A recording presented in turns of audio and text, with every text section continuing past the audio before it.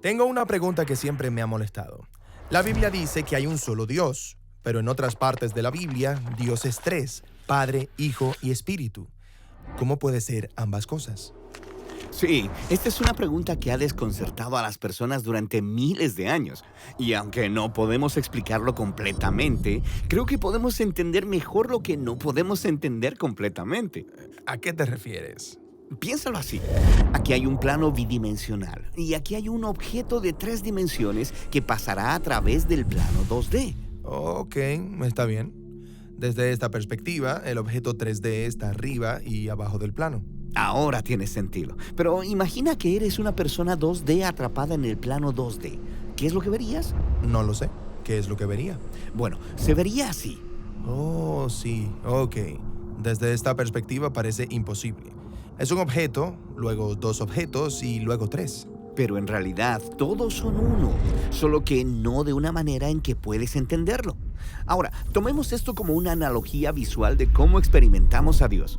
La Biblia dice que Dios es trascendente, un ser divino a través de quien vivimos, nos movemos y existimos. O como dice Dios, yo soy. Está bien, pero yo vivo aquí en este universo, así que cuando Dios aparece tendrá sentido en algunas maneras, pero en otras maneras romperá mis categorías. Exactamente. Esto sucede todo el tiempo cuando las personas se encuentran con el Dios de la Biblia. Así que observemos primero cómo sucede esto en las escrituras hebreas. A través de las escrituras hebreas, Dios aparece de maneras complicadas que no encajan completamente con nuestras categorías. Una manera común en la que esto sucede es con los atributos de Dios. Un atributo es una manera de describir cómo es algo. Por ejemplo, una pelota de fútbol es redonda o Dios es sabio. Sí, genial. Tomemos la sabiduría de Dios. El libro de Proverbios dice que Dios creó el mundo por medio de su sabiduría, pero también hay poemas en el libro de Proverbios que describen la sabiduría de Dios como una persona, un colaborador a través del cual Dios diseñó el universo. Entonces, ¿Dios se convierte en un personaje separado? Sí, esto también sucede con la gloria de Dios, que a veces aparece como una figura humana en un trono envuelto de fuego. O considera la palabra de Dios, la cual Él puede hablar a las personas, pero a veces su palabra parece ser una persona. Espera. Entonces, ¿los atributos de Dios se han convertido en nuevos dioses pequeños? No, no. Los autores bíblicos creen que solo hay un Dios todopoderoso. Pero se sienten cómodos hablando de Él como de diferentes personajes. Sí, esto es parte de la forma en que los autores bíblicos representan la compleja identidad del único Dios. Son atributos de Dios y también son distintos de Dios. Distintos de Dios y también Dios. Sí, una vez que aprendemos a identificar esa manera de hablar sobre la identidad de Dios, comenzamos a verla por toda la Escritura. De hecho, la encuentras en las primeras oraciones de la Biblia que mencionan al Espíritu de Dios. La primera línea de la Biblia es bastante familiar. En el principio creó Dios. Pero sigue leyendo. ¿A quién vemos en la creación moviéndose sobre las aguas? Al Espíritu de Dios. Sí, el Espíritu de Dios se refiere a la presencia y energía personal de Dios con la que podemos interactuar aquí en la creación. Entonces, ¿la Biblia puede referirse al Espíritu de Dios como distinto de Dios? Distinto de Dios y también como Dios. Es el Espíritu de Dios. Aunque esto suena extraño desde nuestro punto de vista, es esta complejidad lo que los autores bíblicos están intentando que logremos ver. Entonces, hemos hablado de los atributos de Dios y del Espíritu de Dios. Ahora hagamos una última parada explorando la compleja identidad de Dios en las escrituras hebreas con el personaje llamado el Hijo del Hombre. Así que en la Biblia hay un solo Dios a quien las personas deben adorar, lo que hace que esta historia en el libro de Daniel sea realmente sorprendente. Daniel tiene un sueño acerca de una figura humana llamada Hijo del Hombre, lo cual significa un miembro de la humanidad. Y Daniel sueña sobre este humano siendo levantado en una nube y luego aún más alto. Hasta el espacio de Dios. Sí, y luego este humano se sienta a la derecha del trono celestial de Dios y toda la humanidad adora a este humano al lado de Dios. ¿Un humano donde esperamos ver a Dios? Sí, este humano es parte de la identidad de Dios. Esta visión trata sobre la esperanza culminante de toda la historia bíblica.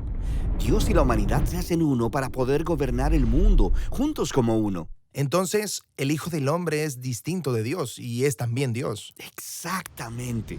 Entonces piensa en todo lo que hemos observado. En las escrituras hebreas, la identidad de Dios es compleja. Entonces, cuando los seguidores de Jesús se encontraron con Dios como Padre, Hijo y Espíritu, ellos ya tenían categorías sobre cómo estos podían ser el Dios único de la Biblia. Está bien, hablemos de eso.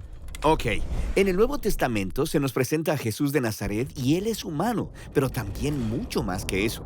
Su manera favorita de referirse a sí mismo era el Hijo del Hombre. La figura en la visión de Daniel. Y se dice que este Dios complejo se hizo humano para unir a otros humanos con Dios. Ok, entonces los evangelios describen a Jesús como completamente humano. Y también como Yahweh, el Dios de Israel. Jesús iba diciendo y haciendo cosas que solo Yahweh puede hacer, como perdonar pecados o calmar aguas tormentosas. Entonces, ¿están diciendo que Jesús es un humano distinto de Dios y también Dios? Sí, eso podría sonar como una locura, a menos que hayas estado leyendo las escrituras hebreas que te prepararon para eso. Y luego mira esto. Los primeros seguidores de Jesús, los apóstoles, hablaron de su identidad utilizando el lenguaje de los atributos de Dios. Llamaron a Jesús la gloria de Dios, o el apóstol Pablo que llamó a Jesús la sabiduría de Dios, o Juan que inicia su evangelio llamando a Jesús la palabra de Dios a través de la cual el mundo fue creado. Y luego él dice, la palabra de Dios estaba con Dios y era Dios. Ok, ya entiendo lo que están haciendo y hace que me duela la cabeza. Totalmente.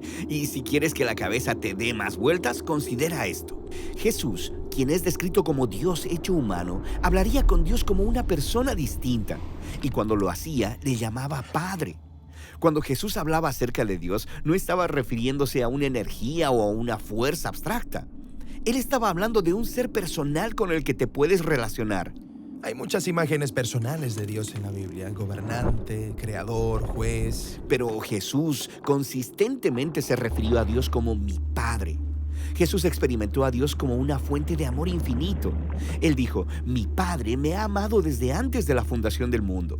Aparentemente Jesús conoció al Padre como un ser eternamente centrado en los demás y como dador de vida.